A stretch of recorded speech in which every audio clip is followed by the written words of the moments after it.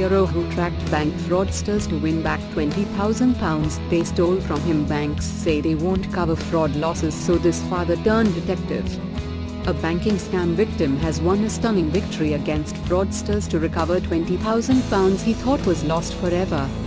In the first case of its kind, Gideon Roseman managed to track down his stolen money after it had been sent to a crook's account, and get every penny back. Gideon was conned when fraudsters posed as the builder he had hired to extend his home. They hacked into the builder's email account and sent the 39-year-old barrister a message asking him to make a lump sum payment before the work could begin. This is an increasingly common type of scam, where crooks also pose as solicitors, builders, telecoms firms and even bank staff to trick victims into making payments. Banks cover most fraud, but routinely refuse to repay losses if the customer has authorized the transfer. And in yesterday's mail, McEwan, boss of RBS-NatWest, said customers had only themselves to blame. Typically, banks claim the money cannot be traced because fraudsters have moved the cash into other accounts in the UK and abroad. However, in a display of tenacity, Gideon used his expert legal knowledge to get the courts to stop all payments in and out of the fraudsters' accounts so he could claw back his savings. His success offers hope to other fraud victims because it shows banks and customers can recover stolen cash after it has left the victim's account, if they act fast enough.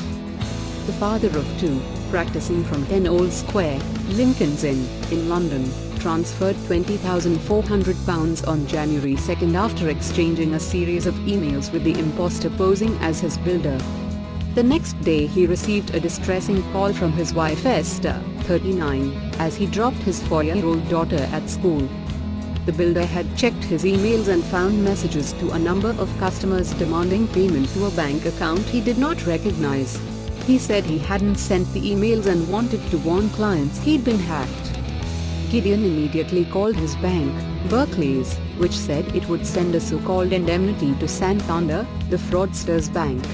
An indemnity is when your bank tells the bank that's received your money that you have been a victim of transfer fraud and asks it to return any money it still has. As soon as my wife started talking about the builder, I knew what had happened and a horrible, cold feeling came over my body, says Gideon.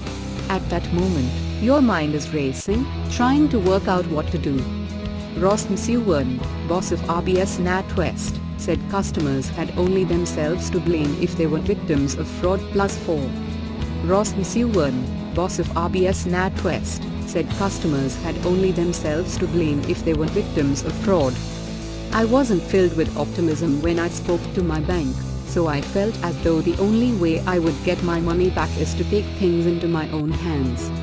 He got on the next train from Haywards Heath, West Sussex, to London to go to the High Court to apply for the fraudster's bank account to be frozen. This stops money transfers in and out of an account and can be applied for at more than 40 High Court offices around the country. You just turn up and fill in an N244 form.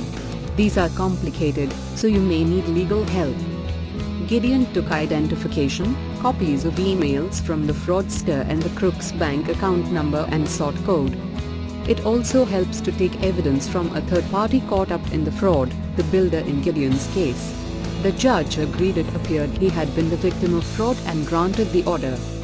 Gideon then contacted Santander's court orders department, which anyone can do by calling a bank's customer service line, and it froze the account after he sent in the document by email. When Gideon arrived home, he found another email from the fraudster asking for more money to cover the VAT on the work. He played along and managed to obtain the sort codes and details of another 2 accounts, one at Barclays and another at Santander. He then returned to the High Court to get these accounts frozen. Again, the judge approved his application.